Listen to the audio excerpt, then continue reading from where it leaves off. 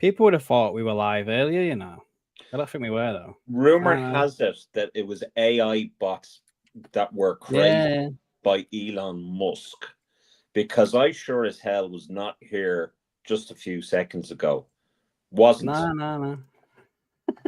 And I'm sure that you will not find proof anywhere that either myself or Adam were here. Yeah, there's no proof anywhere whatsoever. No. Okie dokie. Yeah, sorry about that, guys. I had a family thing going on, and I've literally just had been able to go sort it. So, unfortunately, if you're back and you're watching it from the beginning again, you're going to listen to everything we've just said. just forget everything that we said, and we'll just start again and tune in, because we weren't really saying much, to be honest with you. Nah, we weren't. To be fair, we were chatting shit, weren't we? We're chatting shit. So anyway, this is the preview for the Newcastle game, guys. Quickly, Seano, we'll run through some of the stuff we talked about earlier. So we had the Alexis McAllister is going to play despite his bruised face.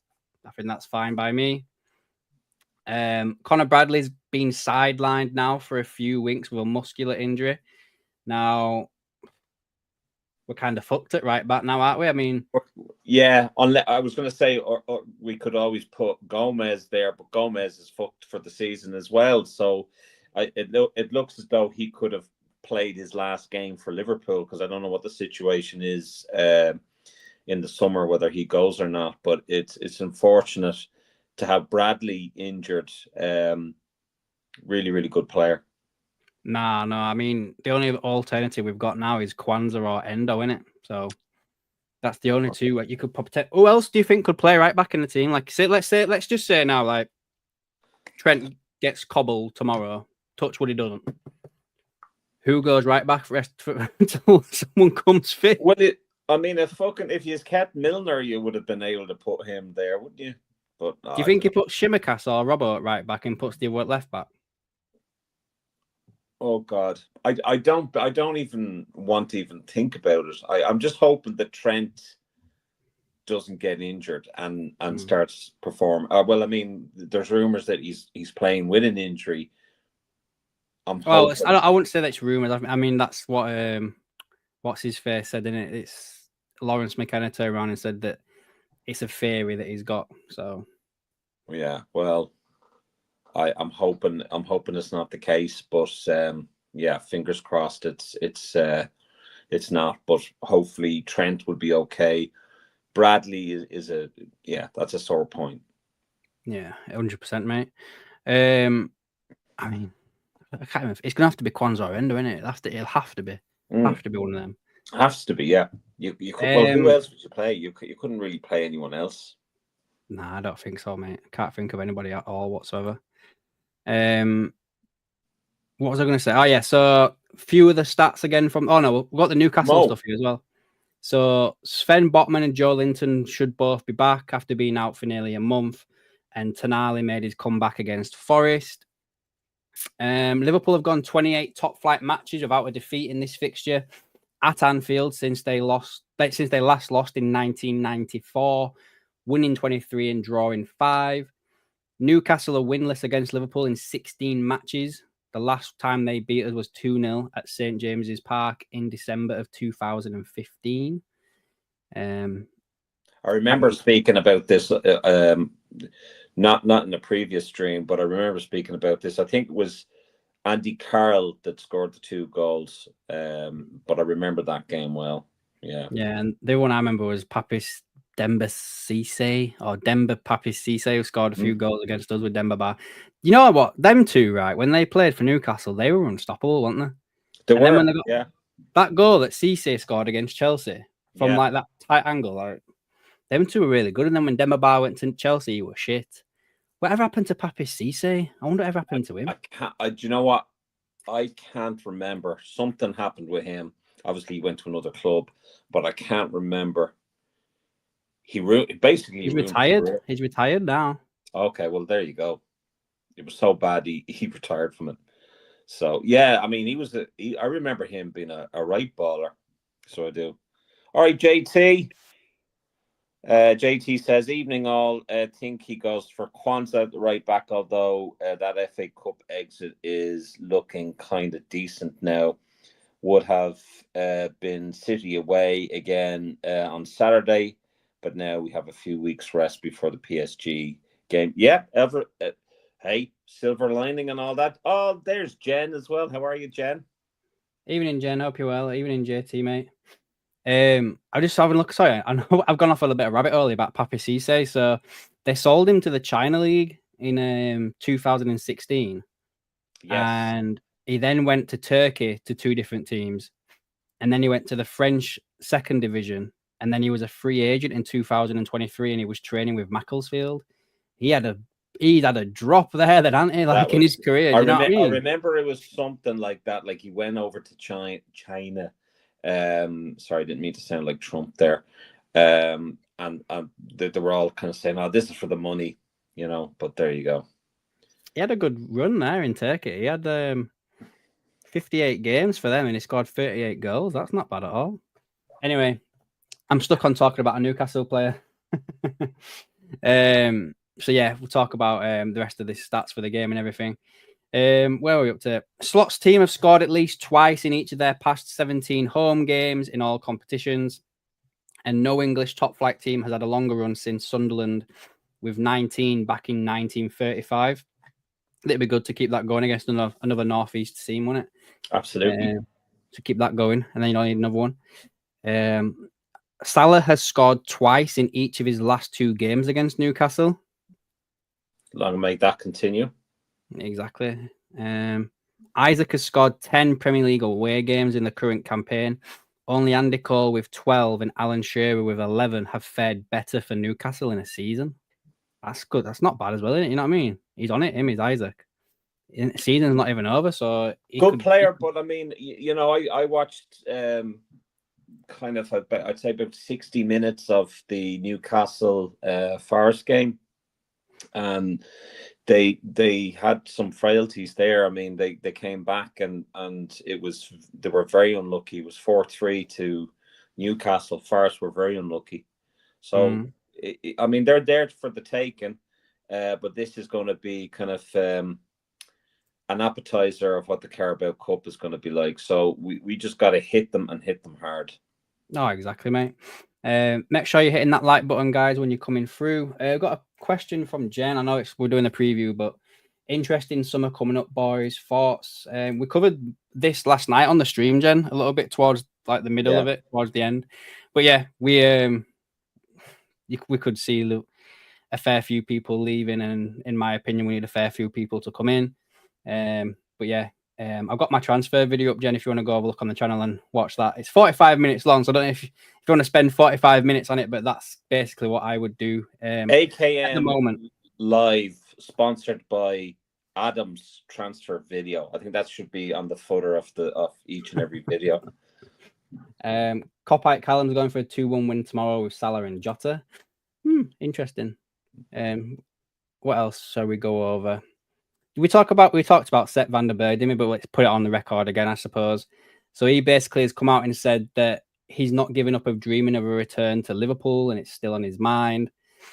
After the pre-season, Liverpool did tell him that they wanted to keep him, but he basically wanted to go for more first-team football. And he's basically said that who knows, if he continues to do well at Brentford, he may return to Liverpool and be a starter. That's good, isn't it? I think he may have muddied the waters a little bit at Liverpool, especially his comments. You know, didn't he make some comments about Klopp at the time? So, you are right. Yeah, I'm sure you're right about that. Yeah, I think it's all well and good saying, "Oh yeah, I'd like to come back to you," but you know, fucking hell, Jen, 8-0. Here you go, Jen. I'll put a link to it in the chat for you. That's the link to the transfer video. Some shameful plugging. No, but it actually, in all fairness, it is a fantastic video. And just to show my dedication, I've actually watched it twice. Have you actually? I've actually watched it twice. I don't think I've watched it once. That's disgraceful. Jen, honestly, I'd be interested in to know your thoughts on it. If you just want to bob a comment on it, let me know what you think. Yeah, everyone's thoughts would be really good because, you know, it's all about interacting and getting people's opinion. Yeah. So I guess then, Sean, I'll show you my starting 11 again because I think we'll get into a bit of a discussion about this before I had to call the last stream to an end. So here we go. I will bob this up for you now. So I've gone with pretty much the same 11 that we had against City, apart from I've put Diaz back in, took Diaz out and put Gakpo back in. Sorry. Yeah. Thought process before this, is Newcastle are going to be very, very fast. Newcastle are going to be bombing down the wings, and I think we're going to have to be compact. Someone said it in the last stream earlier on. I think it might have been Bolden. Basically said that, you know, we have to be compact, and I think to get that, you're going to need more bodies in midfield, and you're going to need to do what we did against City, where Jones and Szoboszlai are like taking it in turns going forward. You know, Gakpo's a bit of a workhorse down that side. Salah will probably just stay up as he does, you know. Well, he does come back a fair bit, but not as much as the other players. But the rest of the team, especially that back five, picks itself because we don't really have anybody else to go in. So the question is for you, Seano, in the chat. Would you go back with the 4-2-4 that we did against City, or are you going to drop either Jones or Szoboszlai and put Jota there, or Nunes even, for instance? What's your thoughts on that? So, like, after kind of thinking about it, I think I'd revert back to the formation that we've been doing for the majority of the season. I think, obviously, City's a different beast to Newcastle. And as Bolden said, this City kind of likes to kind of get them on the break and go in from behind. And I think, you know, having that sort of formation, that could lead to some problems. I mean, it's very bare, obviously, in the midfield. I understand that Gakpo and Salah and Szoboszlai and Jones can track back, but I don't know. I'm not too sure whether I'd be 100% comfortable with it. I think if we were to play that formation, it'd certainly shock. Do you know Sorry, mate. Sorry. No, go on. I was going to say this lineup on this website is quite deceiving because Jones and Szoboszlai wouldn't be that high up for me. You'd have them a little bit deeper behind Gakpo and Salah, would be further up, and then them two would be like dropped in the middle. So you'd have a bit like a square of a midfield, if that makes sense. Yeah, no, I get you. Midfield. But yeah, I don't know. I just think again we need it. We need more bodies for against Newcastle. I'll probably end up being completely and utterly wrong because who can second guess Slot? Like, he's always seems to be like one step ahead. Like, before we did it against City, I don't think I would have thought he'd have done it full stop. Do you know what I mean? I never would have thought would have done that. So yeah, but I mean that's the great thing. I mean, there's always a plan B and a plan C. I mean, I don't know whether you saw Jones talking about Slot again after the City game. He was saying that he's an absolute tactical genius. And I mean, it has shown. I mean, he really, really played that game very, very well against City. You know, Bond says drop Jones and play Jota. Do you think Jota would be able for the 90 minutes? Do you think this game would be perfect for him? I don't know, to be fair. Even in Anfield Roar, I hope you well, mate. There you go. There's Anfield Roar. Nice one. I don't know, mate. Like, and this is the thing. We've got an issue at number 9. We really do. Yeah. Because and this is why we're compensating. Because I wouldn't risk Jota against Newcastle when we're definitely going to need him against PSG. Do you know what I mean? Like, I don't know. Let's have a look. Kopite Callum's got a starting 11 here. He's gone with Ali, Trent, Konate, Van Dijk, Shimikas, Gravenberch, Jones, Szoboszlai, Gakpo, Jota, Salah. So you're dropping McAllister from this game. Not a bad shout. Not a bad shout. Not a bad take. As well. Yeah, and Robertson as well. I mean, we've got to think as well, guys. We've got a week after this game until we play PSG because we don't play at the weekend. So Yeah. This is an interesting one for you all. Would you guys be interested in a watch-along since it's like the knockout stage of the Champions League for the PSG game? Would you be up for it? Me? Yeah. The chat? Sure, I'm up for most things. We'll do that then. We'll do a watch-along for that as well, I suppose. I guess it'll be on. If I'm definitely going to do it, guys, it'll be on the weekly. What's it called? Schedule that I'll put out every Sunday. But yeah, Copite Callum didn't need a 9 against City, did we, Adam? I mean, beat City with Sabo and Jones, 2 false forwards. Yeah. No, I know. Right then. I'm fucking buzzing after the City game. I'm fucking buzzing. Same here, to be fair. It's just like, and I mean, let's look at the figures here, right? We've 11 games. 7 of them are at home. 7. And I think if my maths are correct, we need to win 8 of those games. And that's, obviously we reckon that Arsenal will slip. But I think 8 of those games, and then that's it. We have number 20. Yeah, like I say, I honestly think, guys, I know tomorrow we kick off at 8:15 and Arsenal kick off at a full half before. So the first half of the Arsenal game will be over by the time we kick off. I think City, not City, I think Forest do Arsenal tomorrow, I really, really do. I can see But this is what I was thinking. This is like, and I don't know what the chat are thinking, and your views are much appreciated, guys. The more interaction with you, the better the stream is. But I personally think that Forest were really up for the game against Newcastle, and they were very, very unlucky not to get something from it. So I think Forest will have a point to really prove against Arsenal. And I think Arsenal are in big trouble with the fact of their injuries and obviously not having a number 9, a bit like us. But I reckon they're in big, big trouble. And I think they're bottling it. Yeah. They're bottling it. Jen thinks it's going to be a draw. I don't know if that's in relation to us or with Forest. I'm guessing Forest and Arsenal. Yeah. Born Liverpool should not be thinking about PSG, only Newcastle. I agree. Yeah. I do agree. But when we're looking at like the type of injury crisis, I don't want to say crisis, but it is a crisis. I wouldn't say it. I mean, it would be if Trent got injured, but we've got one certified. Oh, sorry. Sorry, I thought you meant Arsenal. Sorry. No, yeah. Arsenal. We've got one right back, technically injured. Bradley's out injured, so we're relying on Kwanzaa or Endo to come in there.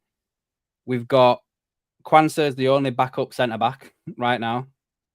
We're not playing any of the number 9s because Slot obviously doesn't trust them. I mean, I'm going off the back of the City game, but biggest game so far this season, and neither one of them two is playing. It says a lot. Do you know what I mean?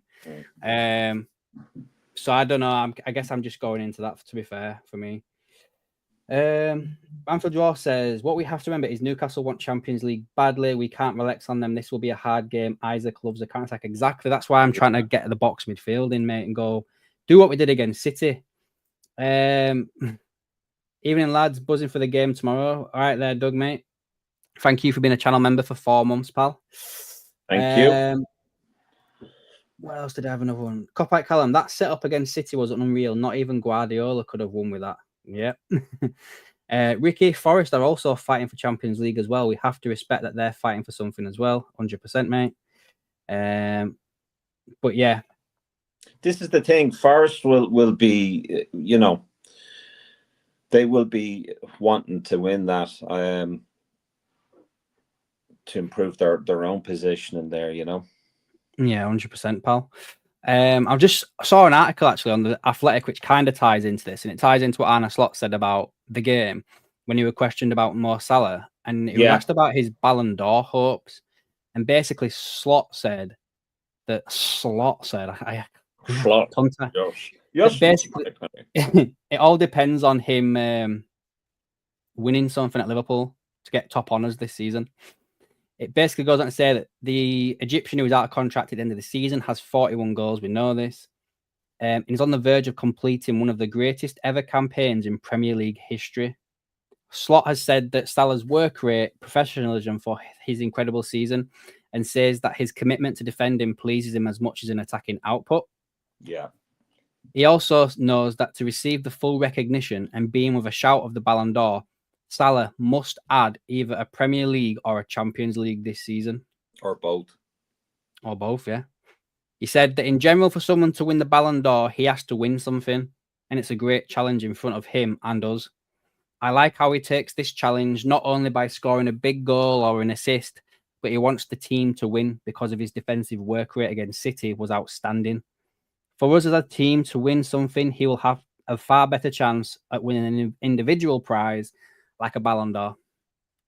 And then it just adds here that Salah is the top goal scorer at Liverpool and has been offered a new deal at the club and is in talks, but there's no update on his situation. So, where does it say that? On The Athletic. I'm not allowed to say anything about the journalists or anybody now, but there you go. I'm not gonna go on about it. Like obviously there's been a bit of a hullabaloo with Rio Ferdinand and Jamie Carragher about the comments about the AFCON and playing for Egypt and the Ballon d'Or snub.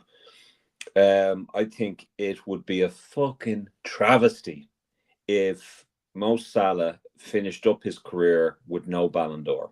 And I mean, there are some fantastic players out there, but there's no Mohamed Salah. There's Wish.com's wannabe Egyptian king Mamouche, but he ain't no Mo Salah. He ain't no Mo Salah. He has to, be consistent for a long period of time before he can even lace the boots of Mo Salah. So I agree with what Slot is saying. He has to win something for the team in order to be considered for the Ballon d'Or. That's a given. Do I think that he needs to win at least the double, as in the Champions League and the Premier League? I think so. I think he has to win both of them. Doug said here, did you see the table? Sorry, Sean, I just read Doug's comment. Did you see the table of teams being top for days this season? Liverpool 144, Arsenal 0, Man City 41, Brighton 7, Man United 1. So Arsenal have never been top once this season. You know what, mate? I didn't even know that. And the fact that they are still so close and the fact that their fans actually thought they were going to win. Like, oh my God, like, I don't really want to do this type of stuff, but because we do it as well. But did you see like how they were counting like, well, so, and I've just fucking done it because I said like, oh, I think Forest will beat Arsenal, right? But they were going like, yeah. So if we beat West Ham, and then Liverpool get beat by City, we've got a game in hand. So it's in our hands because we've got to go to Anfield and then beat them. Shut up, man! You've never been top of the league all fucking season. Fuck off. Well, I predicted this, right? And I got laughed at. But I reckon Arteta is gone. Nope. How many seasons has he had? This is his third. It's his third? No, third can't season. be. I think it is, yeah. Let's have a look.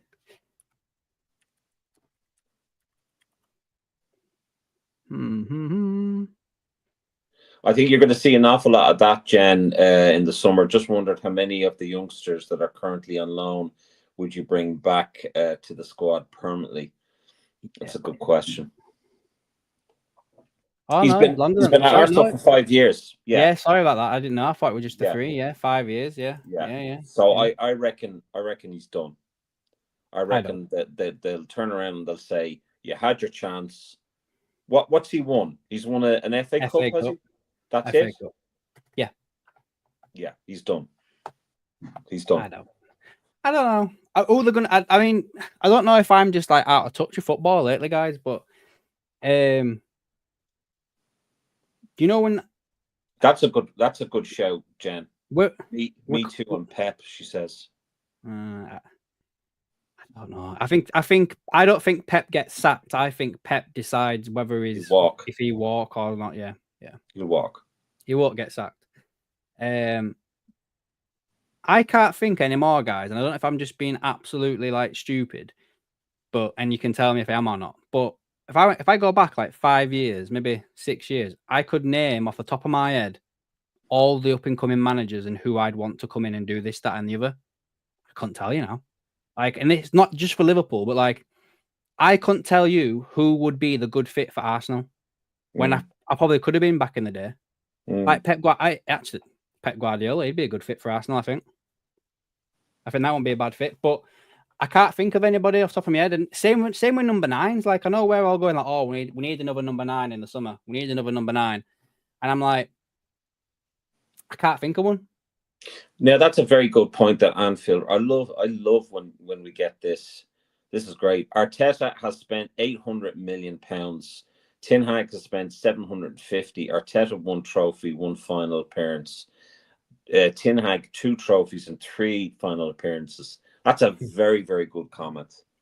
What I would like to see as well, Anfield, if you could just pop that up, is how much money Jurgen Klopp spent in 9 years, however long it was, 7 years, whatever. 300 million. There you go. Thank you. That's so Richard Red reckons another sabbatical incoming. Jen says that Pep will walk. He's another Jose, and if he does, who are they going to play? I have no idea, Jen. Like, the only manager out there that Real Madrid and Man City probably could both go for is Xabi Alonso. Would they go for Ancelotti? Nah, I don't know. Isn't he leaving? He's leaving this. I think he might. I think he'd have to go manage Brazil. Ancelotti is, I think, anyway. I think he is. But anyway, let's go to the score predictions, mate, to finish this off. Ooh. Oh, in fact, let's answer Doug's question. Do we think that Marescara gets sacked by Chelsea? No, they can't. They can't be chopping in. Well, they have a history of chopping and changing. Yeah, but this is a new ownership now. They can't keep doing makes the no same difference. shit. Makes no difference. That's Chelsea for you. I would not be surprised. I wouldn't be surprised. Yeah, I mean, if with the amount of money that I saw a video of the Chelsea fan. They're fucking not bought any fucking players in. You've got about 7 goalkeepers. You've got one of the biggest squads out there. What are you talking about? You're talking about like not bringing in players. They've got like about 50. One thing you need is a bloody number 9 as well. But it's crazy. It's absolutely crazy. I think he may get the sack. He may very well if he's not. Well, you think everyone's going to get the sack, don't you? Well, yeah, I can see Xabi going to Real Madrid, but if Pep Guardiola was to walk away from Man City, I couldn't rule that out. I really couldn't. No, he wouldn't do that. It depends. It's the backroom staff there, the people that are running it, and I could see it. He wouldn't do that. If he did, nah, come off it. I know that like we've had some recent history with Man City, but let's not start fucking kidding ourselves and think that Man City are the worst fucking thing known to man. If you went to Man United, but there's no way. If you went to Man United, or in my opinion, I'd say Chelsea is above Man City. If Xabi Alonso went to Man City, would I be disappointed? Yeah, but I wouldn't fucking hate his guts and say he's no longer like one of Liverpool's. No, I'm not going to say. I'm not going to hate that. Like, Christ, we're nearly bringing out fucking after hours Adam here. Nah. No, I can't see Alonso accepting City because of his loyalty to Liverpool. I can't see it. I just Why can't. Would he? It's an opportunity. To do what? What's the opportunity? Rebuild Man City. You'd have no, but you got to think unlimited funds. That's not a fucking challenge. Exactly. That's like getting whatever football manager sim and then getting a cheat where you have billions and billions and you can just buy Messi and Ronaldo and whatever. And do you know what I mean? There's no challenge to that. Nah, there's no really challenging him going to Real Madrid in all fairness, but well, maybe not. But City, Man City, no, he wouldn't do that to Liverpool. He's been linked with them, but I know that don't mean nothing. But his name has been touted with the City job. But hey, we'll have to wait and see. I reckon he does end up going to Madrid, like JT says. Oh, not this one. Like JT said here. But yeah. All right then. I think he's definitely going to Real. I think. Oh yeah, 100%. Yeah, I wouldn't rule out City though. Wouldn't. And I think you'll probably see Ancelotti possibly interested in going to City. That's a good shout, Doug. Company to City or Patrick Vieira. That's not a bad shout. Or maybe Arteta if he gets sacked by Arsenal. Yeah, exactly. Can you imagine? Yeah. What was I going to say tonight? Oh yeah, let's. All right, because of JT's thingy about Chelsea's recent form. Before we go into score predictions, we've proper gone off the rails, and this isn't even a fucking match preview anymore, guys. Okay. What right as of right now, who do you think gets top 4 before we do score predictions?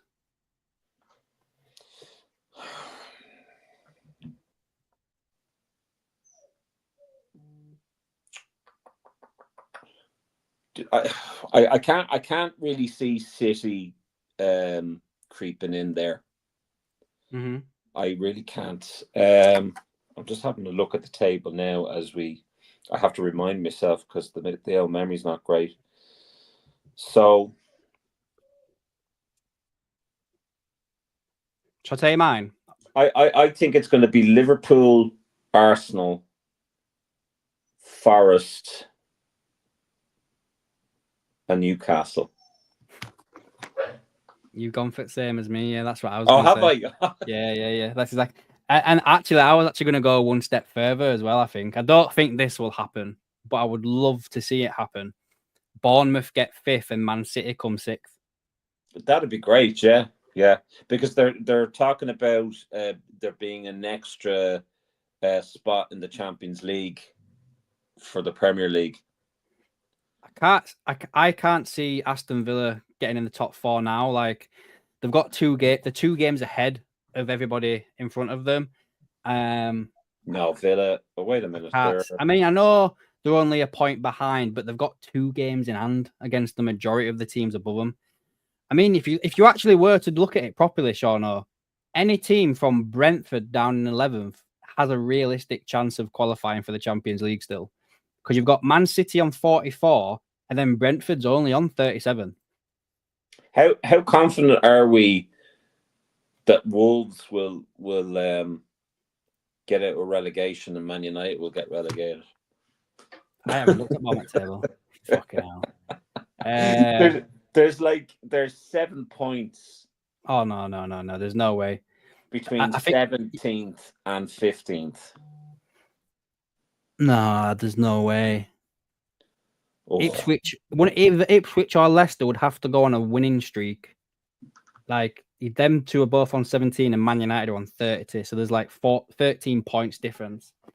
And that's without Man United winning another match or drawing. So anyway, score predictions for tomorrow, mate. What do you think?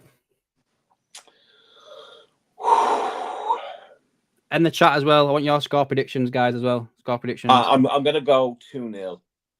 Liverpool. 2-0 Liverpool, yeah. Okay. I swear to God, I hope to Christ I'm right. Obviously. I'm going to go 3-1 Liverpool. 3-1. Yeah. I think Salah scores and assists again as well. Yeah, it's looking that way. He's looking on top form, all right. 3-2, Richard the Red says to Liverpool. Nice. So yeah, if you guys want to get your score predictions in a little quick, I'll call this off in the next couple of minutes, mate. Jen reckons that Wolves will survive. We've got 3-1. Ricky Star. Ricky. They score first. They score, yeah. Hey, Ricky, I bet you could get I bet odds on that aren't that big, you know, because we always seem to concede first. I bet you won't get good odds on that. Do you know what? Actually, my friend, a good friend of mine, he actually put money that Salah would score first, and he won a good bit of money. Nice. Jen, 8-0 to Liverpool. That's a bit. 4-3 classic from JT. Oh God, I don't think I'll be able for that. There was 2 4-3s against Newcastle and Liverpool. Nearly the death of me, so it was. Oh, good games, great games, great memories. 90th minute winner, like Fabio Carvalho all over again. No, I can't do it, JT, mate. Can't do it. Can't do it. Right then, guys, I'm going to end it here. We will be back tomorrow for our match reaction. If you want to, Seano, it'd be a late one. Are you all right with that? I'm absolutely, yeah, fine, yeah. Cool. So as soon as the game finishes, guys, come straight back to the channel and we'll have an instant match reaction. We're like a hooker on a Boxing Day sale in the first 5 minutes at Anfield. Yep, we are, mate, 100%. That's brilliant. We'll be back tomorrow with a match reaction. If anything else pops off news-wise, I'll be back with another video. Jen, let me know what you think about the transfer video, and anybody else that hasn't watched it. Are we releasing Martin's interview? It's up already. Oh, it's up already? Yeah. Martin's one-on-one interview with me, guys, is also live on the channel. It was live for the members for a fair bit. Seano's is still live for the members right now, but it will be going live to the public shortly. And then I am mulling over an idea, guys, as well, of doing another one of my videos where I talk about what's going on and everything. And my next video after the transfer one was, the idea I've got right now is, what was the greatest in the Premier League history? I'm going to compare players from the past against Mo Salah and just see where it lies stats-wise. It's all stats-based. It's not the eye test. It's literally what does the stats say? Because in all fairness, guys, this is what I really think right now. In 50 years' time, when most of the people that watch Thierry Henry and Alan Shearer and all that are dead, right? Ain't no fucker going to be sat there going, well, yeah, Salah scored fucking 40 goals that season, but Thierry Henry, he's still... No, it'd be stats-based. That's the only shit that lasts. So I will be doing a stats-based analysis of who has the best season in Premier League history, going all the way back to the 90s, and I'll bring all the way to present season. So that's what I'm going to be doing for next Thursday's video, guys. Anyway. Statistic idea. Oh, Richard, that has to be the comment off. Well, no, actually, Anfield Roar had a good comment. But yeah, Jen, we're going to be throwing in quite a lot of content. We had a really busy week last week, didn't we, Adam? That was probably one of our busiest ones. But yeah, last week was really busy, mate. Like really, really busy. We're going to do more. Right then, guys, I'm going to go. Come back tomorrow night after the game for the match reaction. We'll see you then, and hope you all have a good evening. Cheers, guys. Good evening.